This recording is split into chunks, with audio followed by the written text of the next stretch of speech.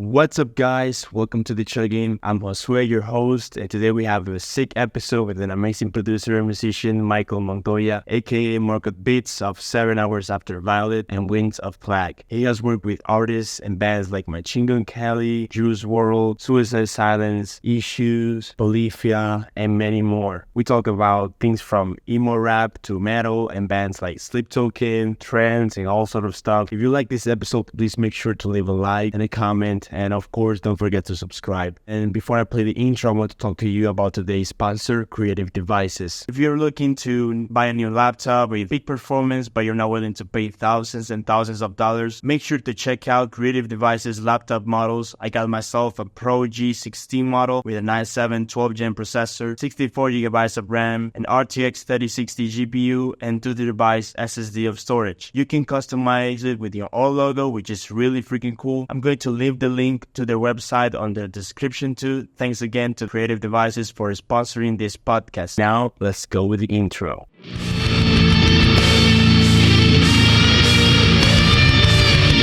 Thanks for coming, man. It's really a pleasure to have you. All the things you've worked on, it's been amazing, right? Yeah, man. Thank you so much. Where are you at, by the way? I know you told me where is Coast? LA. Yeah, I live in the valley in LA. Cool. But I know you're from New Mexico, right? Yeah, a lot of my family still lives there. I lived there from middle school through high school. That's cool. Yeah, in Taos. It's a small town in Oh, that's interesting. So, do you know any Spanish at all, or? A little bit. I actually spoke it before I spoke English, but my dad's really fluent in it. Oh, cool. Yeah, so I'm from Dominican Republic, in case you didn't know. So. Oh, yeah, cool. I don't know if you're familiar with the, the music scene Premiere. It's kind of popular. Yeah, no, totally. I mean, it's popular everywhere, right? You have a lot of. Yeah, I don't know if you're familiar with this genre Dembow. Oh, Dembow. Oh, yeah, that's from the Dominican Republic, right? Yeah. It's really catchy, famous, boom. Yeah. Yeah, so that and bachata and merengue is one of our let's say biggest music genres when it comes to national. Oh, that's cool. Yeah. Of course, I would love to get into, all the metal stuff. This is we could say a metal podcast. It's more like a music podcast. But yeah, I love metal, mostly. You can tell. Yeah, nice shirt. Yeah, thanks, dude. So yeah, again, dude, it's an honor to have you because, of course, System and seeing you work with Shavo just right of the way, dude. It's mind-blowing to me.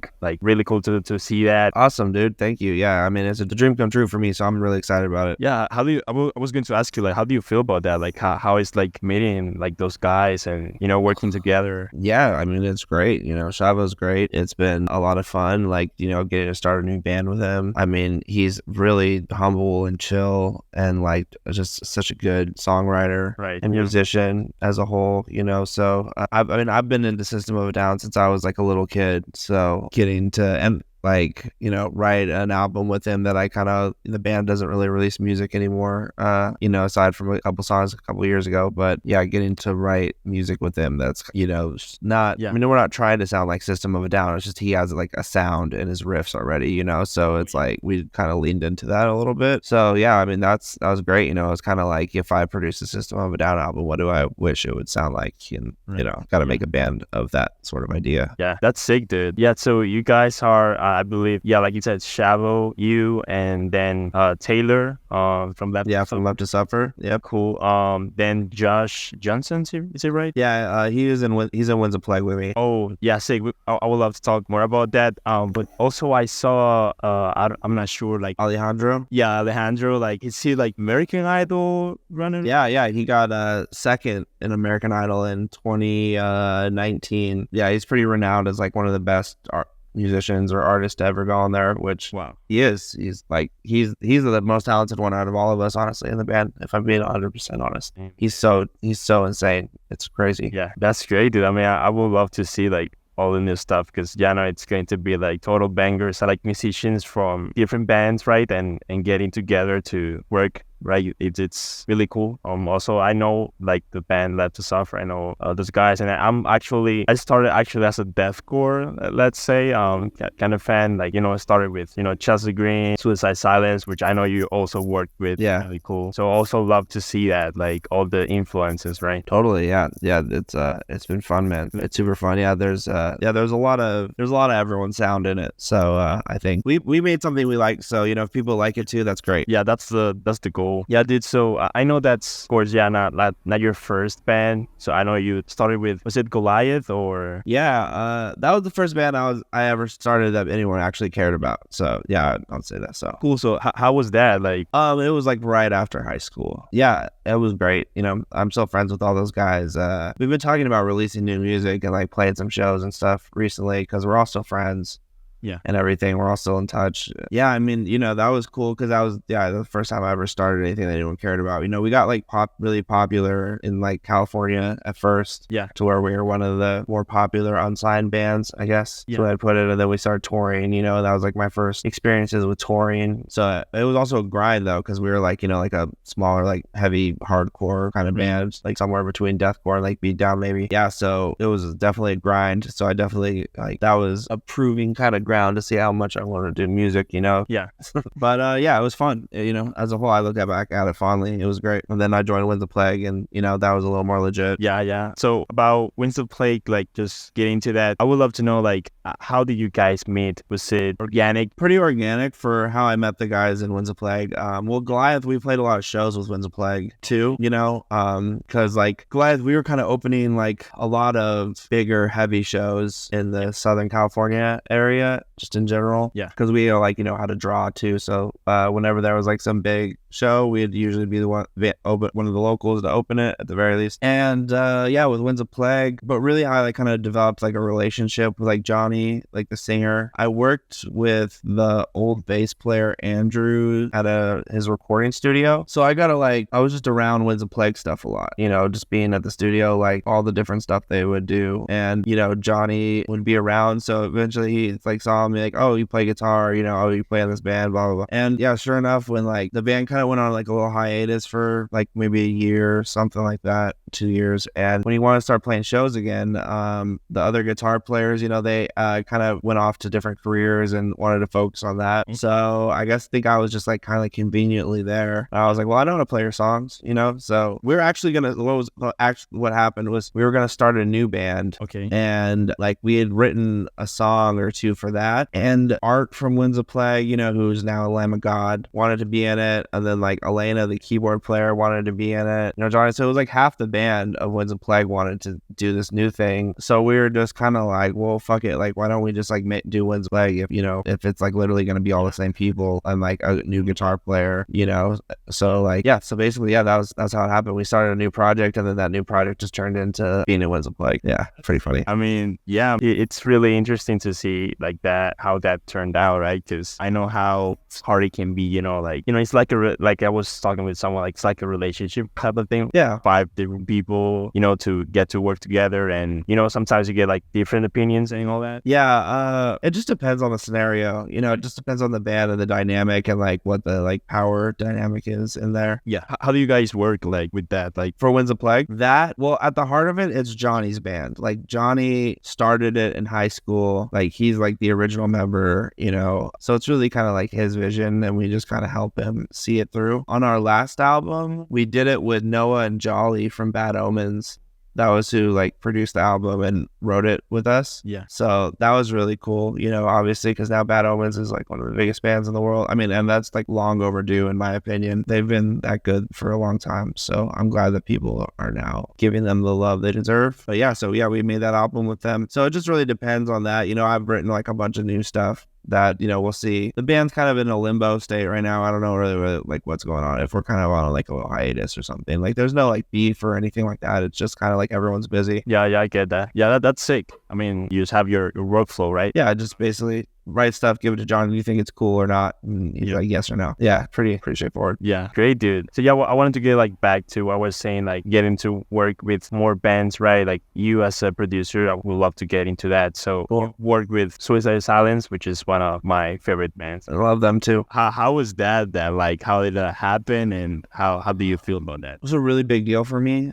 When the Cleansing came out, it like kind of changed my life and like my musical outlook on like what kind of music I even wanted to make. You know, I just really, really love that album, and I still really, really love it like so much. And I was just a big fan. You know, I was in like high school when that came out, so it was like very, very predominant for me in my, you know, formative years. When I was like after that point, I was like, oh, I'm starting a deathcore band. You know, like that was kind of just the Cleansing, a handful of other albums. You know, just that scene in general, which was like, you know, I ended up getting to be in Winds of Plague, which was like Decimate the Weak was an album that had a similar effect on me. But yeah, getting to work with the dudes, and I've been friends with them now for a long time. I knew Mitch, you know, because from Goliath, we played a lot of shows with Suicide Silence, like smaller shows too, like, you know, like in like more intimate places. And when I moved to LA from New Mexico, I bought a cabinet off of Mark, and I kind of finessed my way into like getting guitar lessons from him at one point. At that time, you know, like I went over there to buy the cab, and I like played through it, and he's like, oh, you're good. And I was like, oh, I'd love to get lessons, you know, or whatever from you. And, you know, so I basically tried to finesse a friendship out of it, which it worked. And yeah, you know, when it came time for them to make their new album, like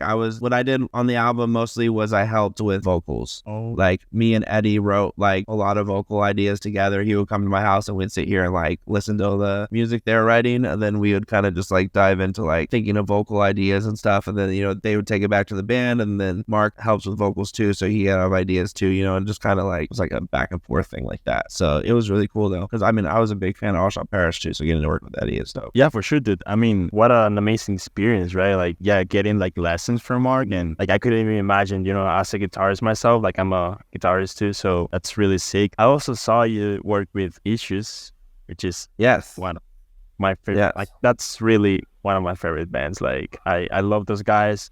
Really sad, you know. Tell me about it. How was working with them? It was amazing. They're some really good friends of mine. Yeah, I go back pretty far with that band because, you know, founder of it and like the dude whose brainchild it really is Low File or Tyler Accord. Yeah. And, you know, he's the one who came up with the idea of like, oh, let's mix like melodic metalcore with, you know, prog and like R&B, you know, and soul. Genius. Yeah, absolutely. And then he's just like a uniquely fitted for that because he's good at all those styles of music, you know, so yeah, it's like not very common. And then for me working with them, I worked on the last album a lot, Beautiful Oblivion. Basically what happened was Sky, Ty's twin brother, you know, he wanted to know if I wanted to like, you know, kind of produce like the writing sessions for the album. So yeah, like, you know, we would spend chunks of time in a studio like working on songs, and then I would go on tour with them sometimes too. Like I did the last Warped Tour ever with them working on that album. Yeah. And that was a great time because they didn't want to write like every day. So some days it was just like, oh, I'm going to go watch Kubla Khan and Harm's Way and stuff, you know, for today, and just go like kind of chill and have fun. And I mean, I learned a lot. From working with them. Like the level of like, just the level of musicality in the band is like nothing else I've ever experienced. And also the level of like hyper focused, anal, psychotic, like revisionism, you know, like they constantly are changing their demos and like rewriting parts and stuff where like I'm like, I think it's fine, I don't know what we're talking, and then, you know, they'll try another idea. They're lunatics in a great way, you know. Yeah, for sure, dude. Yeah, you just listen to the music, it's like total chaos, of course, in a good way. Yeah, it's very advanced stuff. Yeah, it's not for, I would love to think that it's for everybody, but I'm not sure though. Yeah, I think it kind of is. I think they do a good job of walking the line of being like musically progressive and also really catchy. Yeah, same. So I think you could show like a normie who's never listened to guitar music ever, like a song like Get It Right or something, like, you know, or and they'd probably be like, oh, this is good. Yeah, that's how it felt. Like, yeah, like when I was like playing like whatever video games, or, you know, I was just like chilling, I will always like listen to Issues because I had that feeling like, oh, like I can listen to something advanced, right, but at the same time like catchy and just like chill, really cool. Yeah, totally. Yeah, I'm a fan. It's a bummer, but yeah, you know, life goes on. Yeah, dude. But yeah, now that you mentioned, yeah, like Skyler, I know that he has worked like, 21 Pilots and lots of stuff. So yeah, like you mentioned, like R&B and other genres. So I know that you're like, how should I call it, like non-genre specific producer? I work on a lot of different genres. Yeah, easy way to put it. That's the sick, dude. Because I've seen like you've worked again like rap, metal, hip hop, Juice WRLD, MGK. Yeah, I'm lucky to get to have my foot in several lanes at once. Yeah, of course. Getting to work with like MGK, is great. He's an awesome dude. Super talented, like really forward thinking. Kind of has become a friend of mine. Where getting to work on music with him, a gift. Via working through him, I got to work with Travis Barker, which is crazy. Because obviously I grew up on Blink-182, like every other kid growing up, in the early 2000s, late 90s, and that was insane. So the fact that like MGK like got me to do that is really cool, and I'm super grateful for that experience. I love the song we made. Like I love pop punk too, so that getting to make a pop punk song with MGK and Travis Barker on an album that went #1 is like, and got Grammy nominated and stuff, is crazy shit. Like it's just like not stuff you can even really plan for. It's just stuff that like crazy. But yeah, that getting to work with Juice WRLD is insane, because he's like a forever kind of artist. So the album I worked on, is probably like going to be like an In Utero or something. Like Counter Vaughn album is, it's like probably the most timeless thing. So yeah, pretty cool. So sick, dude. It's a high bar now, so I have to keep like doing other shit that's as good. Yeah, dude, I admire that so much. I wanted to ask you, like, for example, with emo, I know that you've worked like with emo rap type of thing, which is really interesting. Like, how did that happen? For the emo rap stuff and just like the SoundCloud wave in general, just like all the alternative rap stuff that I've done. So like around that time period, I have a lot of friends who make hip hop. Like, I have a lot of friends who are producers, like my friend Kim Folk John, and like at the time I lived with my friend Jay Graham, who like, has gone on to produce like Broccoli, and he's produced like a bunch of Travis Scott and a bunch of other, he's insane, So I was around a lot of hip hop producers, and being that like in that world, I suppose I'm like a above average guitar player, in like the metal world I might be like an average guitar player, but like in it's a very high bar in the metal world for playing ability, but in other spaces it's not quite as extreme. So like in rap, I was just able to play on my friends' beats a lot, and that was kind of where it started, where like I would just play guitar on my friends' beats. And because I was like at that point I was producing like local metal, hardcore, deathcore bands, and so I already was like really proficient in like a recording software, like a DAW. So like just making stuff with my friends, like I was just pretty quickly to be like, oh, I could do this too, like I can make beats. Sit there and make metal all the time. I can make beats, so I started doing it. And lucky enough for me, like some of like the underground SoundCloud rapper dudes, were part of like the first dude who really kind of gave me a shot, and it was because he sampled Goliath, because he was like a kid from Riverside who used to play in a heavy band that opened for us like a couple times. His name's Omen 13, and he was part of Schema Posse, which had like Little Peep in it, and like Ghost Main and Netarp. So he sampled our song, and I was like, oh, this is awesome, dude. Like I was like, I make beats, I'd love to send it. So I sent him some beats, and he made like 10 songs or something to him. So and they came out over like a couple albums of his, and from that, like I was kind of like my foot into the scene, and I started like going to like their underground warehouse shows and stuff like that, and like meeting people there. And because I was in Winds of Plague and like from Goliath, like randomly, like that world really was like made up of a lot of kids who were like scene kids who like kind of like crossed over and found this like new lane that they kind of created,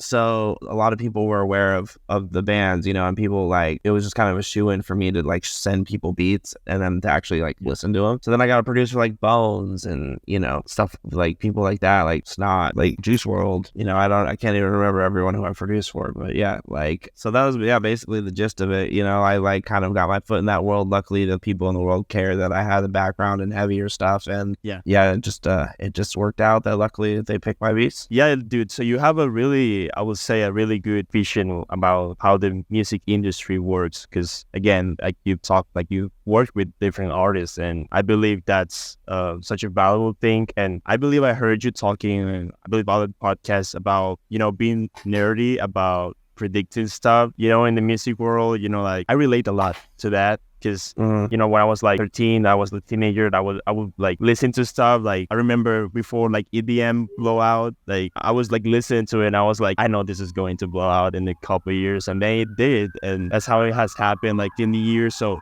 how's that? Like I feel like it's like a superpower, but I believe it's just like a it's a pattern thing, and it's also like kind of educated guessing.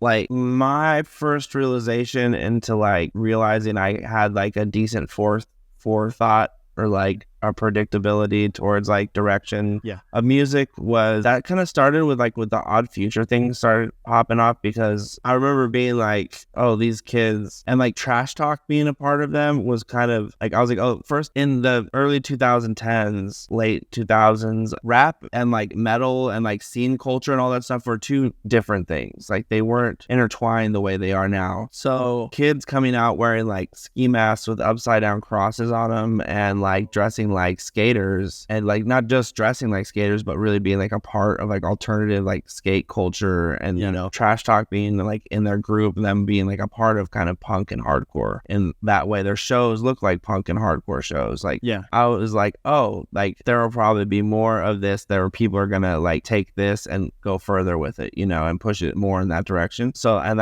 that's what happened. That's when the SoundCloud wave kind of started, and you get artists like Bones and stuff who very much were much darker, much more like metal coded, you know, like metal. It was like if a metal kid made rap, what would that sound like? And it was like, this is what that would sound like. So to me, I was like, oh, and then the next generation is going to push that more, you know, people are going to like, Bones would wear like black metal shirts and stuff like that, where I was like, that's going to be the norm. So it's like fashion, the fashion thing usually follows the music. So like at the time when like Odd Future and all that stuff, kids were wearing like AC/DC shirts and like maybe like a Metallica shirt and stuff like that. And it's like, well, the next group of kids is going to try and outdo that, so like they're probably going to start wearing a little more extreme stuff. And and then now, you know, you have like Playboy Cardi, who when he plays live, he has a 7-string guitar player playing like metal versions of all his riffs, and he screams the whole time, where, you know, that's kind of what I thought was something like that was going to happen. So I just started making music like that for that scene, and that luckily I like kind of bet on the right horse and kind of rode the wave a little bit. That's so interesting, dude. Like you managed to do that. Of course, like like there's always a level of predictability. You got it. Again, like I relate a lot to that, because that's what I've been feeling like these years.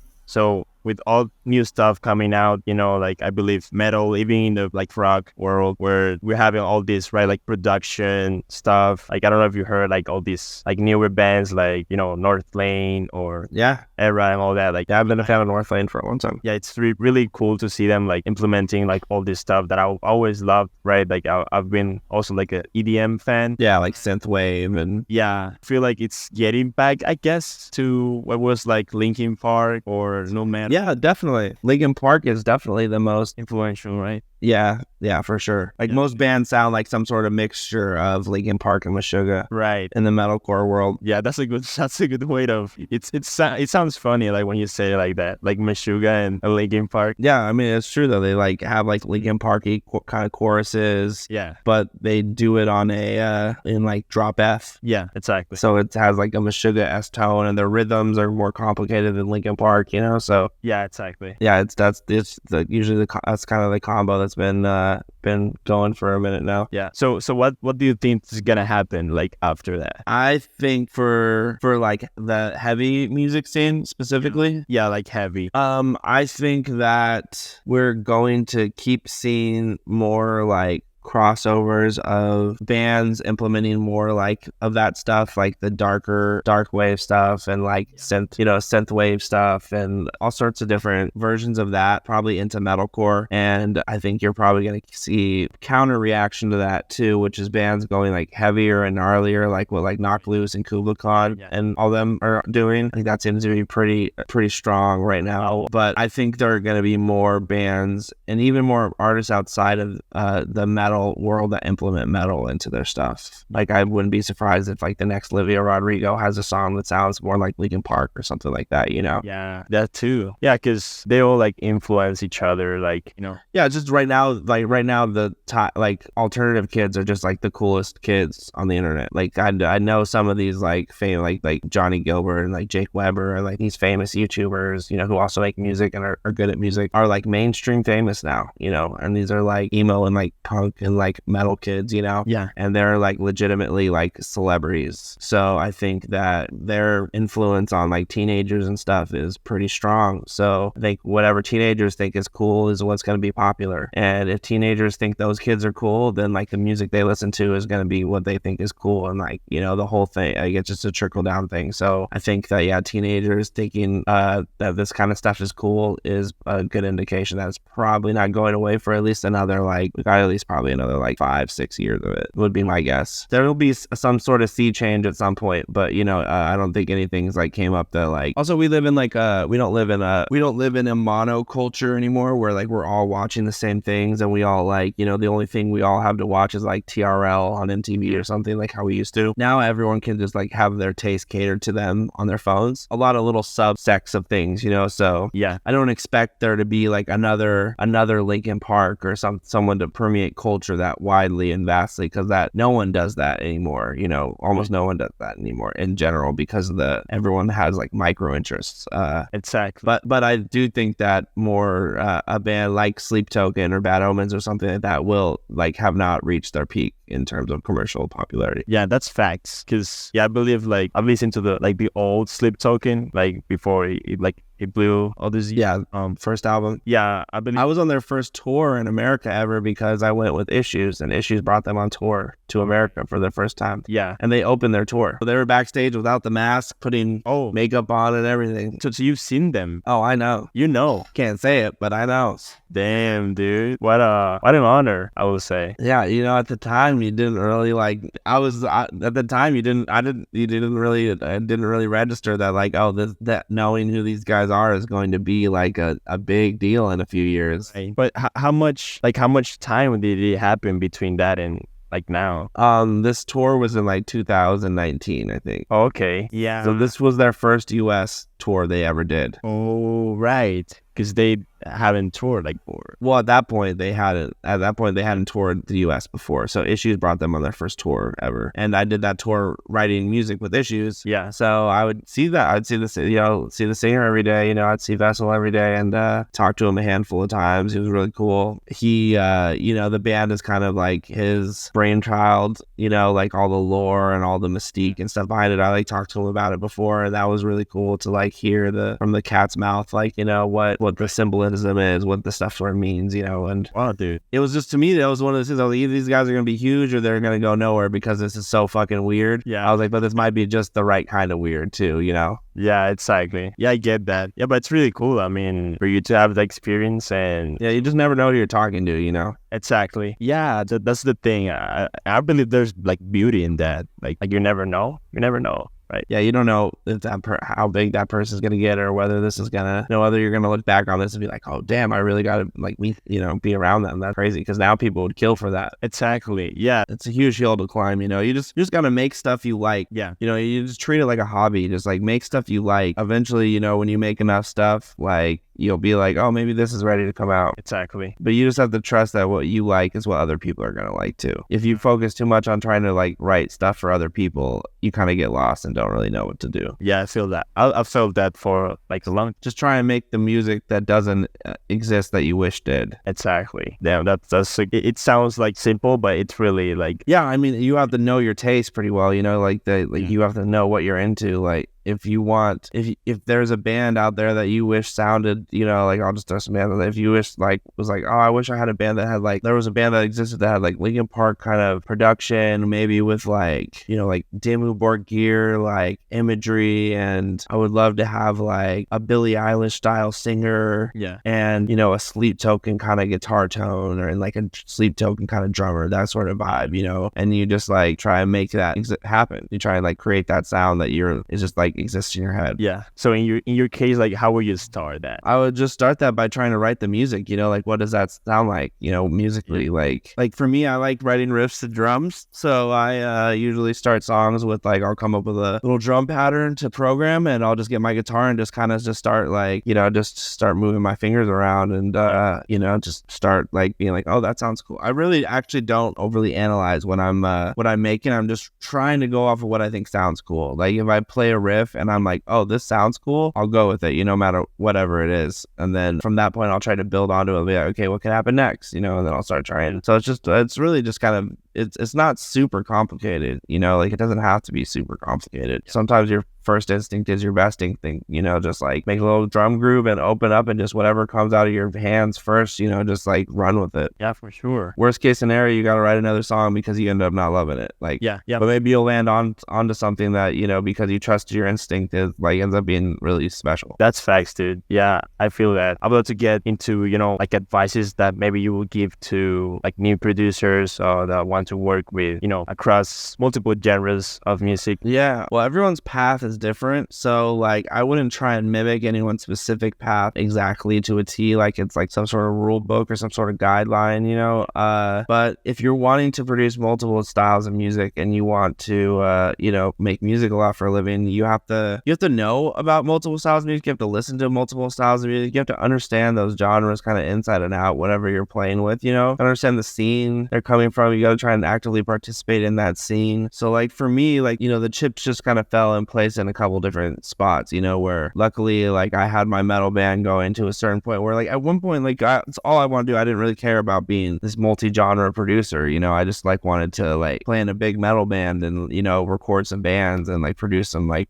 bands that were metal and hardcore and stuff. But I also love hip-hop and I just like loved the direction it was going. So I was like, oh, I'll do this for fun. Like I didn't really have any intent of being able to produce on like #1 albums or anything like that. I didn't really think that was a realistic thing, or it didn't even cross my mind. The best thing to do is to work with artists. Say you're just starting out, to work with artists who are also coming up, like kind of grow together. Like if there's someone who's really talented and you like think they're an undiscovered gem, as a producer, that's your job to like try and bring that out, and try and collaborate with that. So if working with bigger artists is great, but at the heart of it, like someone like MGK doesn't need me, like MGK is MGK without my song or not, like he's been doing it. Like, I'm the lucky one in that scenario in terms of like getting to work with that artist. And yeah, like getting to work with him has done a lot for my like career, like I get more work, more people looking for stuff like what he makes. But if I worked with like an artist who is just starting to come up and make music, and you produce songs that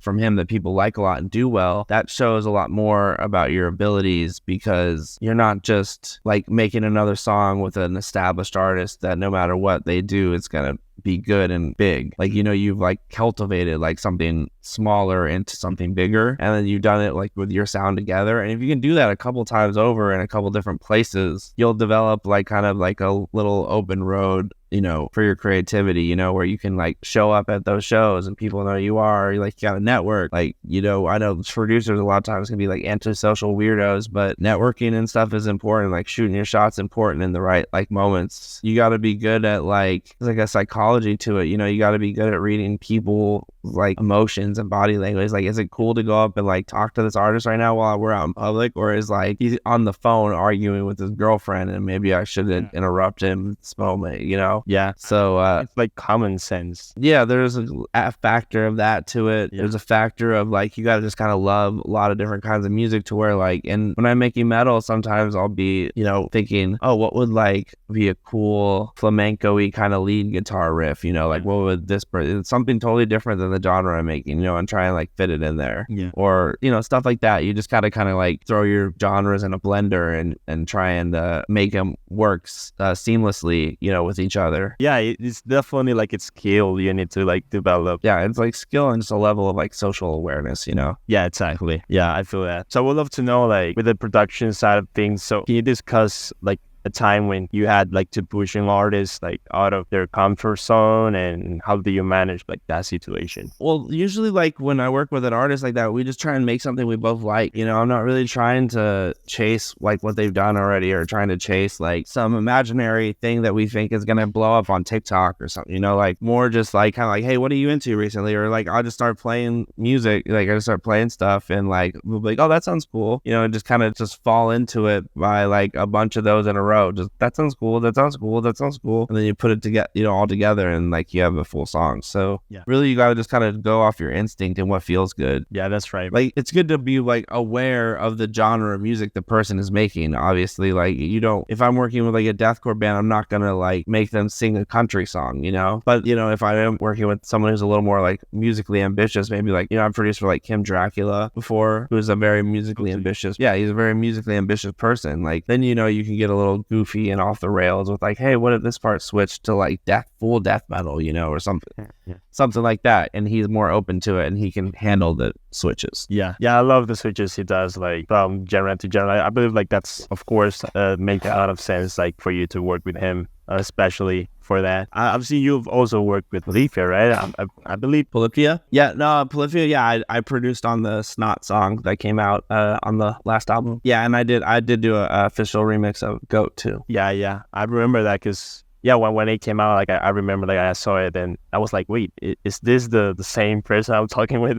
Yeah, that's me. That's so cool, dude. Polyphia fan too. Yeah, I'm a fan like over across the board. Like I am like I mean Tim is the greatest guitar player of our generation, in my opinion. Yeah, facts. Yeah. He really is. There's a lot of haters out there, but yeah, I love that guy. Like I've always loved him, like since like early Polyphia to like new Polyphia. I love like everything I don't think they have like any single like bad record or something like. No, I don't think so either. Also I saw like getting to like gear and stuff like that. Jamstick MIDI guitar, really cool by the way. Like I don't even know that existed. Like of course I would love to like have one because again like I don't like to play the keyboards. Yeah, it's like Launchpad just to feel like I'm playing something. As soon as I played it, I was like, oh, I need one of these. Yeah, that's so cool, dude. I mean, because I do a lot of orchestration stuff. That's kind of like a staple in my metal style. Yeah. Whenever I write a riff or something, I'm like, oh, that riff would probably sound cool if it was like had a cello with it, and then I can just replay the riff. It's not too hard, It's like it's such a convenient tool. Yeah, exactly. Yeah, it's really, really awesome. So is there like any particular like pieces of equipment or software that like you find like indispensable like in your work? I use RC20 a lot, which is a very basic bitch answer, but like I actually really like that plugin. Nothing crazy as far as like my like vocal chain in my house is. It's like just like the Apollo 16 into the black box preamplifier into a distressor into a universal audio mic. Yeah. So it's not like insane, but it's pretty cool. It works. The distressor sounds good. So how do you navigate like the business side of production, like contracts and royalty working with indie artists? Yeah, so I have a manager named Ari Goldstein. He's great because he like kind of handles he definitely like get the ball moving with those kind of conversations. I gotta have. It just depends on the artist, depends on their budget, depends on what I know their budget is or not. Sometimes I'll ask for a lot, sometimes I'll ask for a little. Like I always want my songs to come out, so the only way a song's coming out is if I get like $400 and like some points on the record, so that's fine. That sounds like I don't know, I would say like maybe like a great deal for, especially for like indie type of artists. I don't know. Yeah, crazy. Indie artists obviously don't have as big a budget, you gotta consider that sort of thing too. Yeah, of course, but still, dude, like just to have your sound, your name also, because like let's just be honest, like I know like a lot of, not saying like all artists do that, but I know some just to have the name of certain producer, I guess. No, yeah, that's a thing too, for sure. So I just mentioned like AI and stuff. So just like right off the bat, like what's your thoughts like on AI? I mean, I think if you use it as a tool, it can be really cool. I've been using it as a tool a lot recently to add to my sound design and stuff and to help start ideas. There's lots of cool AI stuff. There's lots of cool vocals AI stuff where like I'll do weird shit where I like export a guitar and run it through like a Billie Eilish AI vocal thing, and they'll come up with these weird like boom da ba ba doo doo doo doo doo da da da doo doo doo, like that sort of stuff. And sometimes we'll like sit there and figure out like what the fuck did she play, and then we'll dissect it. Oh, never thought of that, like electric guitar through Billie Eilish type of thing. Maybe I should start like experimenting with stuff, right? Nothing wrong with that. Talking, again, like about production, mixing, all that type of stuff. So I would love actually to see like I don't know, maybe a mixing pack. Have you ever thought about that? Like, like collaborating with, I don't know, like STO tones type of thing? Yeah, I definitely am interested in that. I've been talking to JST Tones a lot about we're supposed to be working on a plugin right now. That's like in the early stages. I definitely am open to more collaborations like that, though. I definitely am going to try and pursue that kind of stuff more. Yeah, we'd love to see that. Try your sound, Yeah, totally. Yeah, it'd be fun. It's definitely something I'm open to, and yeah, I feel like I'm at the point now where I can probably get away with some of that. So I've been trying to pursue it a little more, because that's also kind of like you got to know a guy who knows a guy sort of thing, yeah, I know, I get that. Just wanted to do like last question. It's the question that I ask like every guest totally on the podcast, which is like, who would you love to see the next episode? It can be like anyone, like musician, producer. I'd like to see you talk to our singer Taylor. That would be an interesting conversation. Yeah, I love Taylor. Alejandro, anyone in my new band, Alejandro, Shavo, or Josh, any of that would be so I would be honored to have all of them on like single episodes. Like, that would be so sick. Cool. Yeah, I can I'll shoot some of them your way. Sick, dude. Again, thanks for coming, dude. So the Chuggin. Yeah, the Chuggin. Yeah, thanks for coming, dude. It's just really such a big honor to have you on here. Like, you're one of my favorite producers ever. Like, I really mean it. Dang, thanks. I appreciate it. Try not to let you down. So yeah, man, keep at it and just keep making music, Thanks, dude.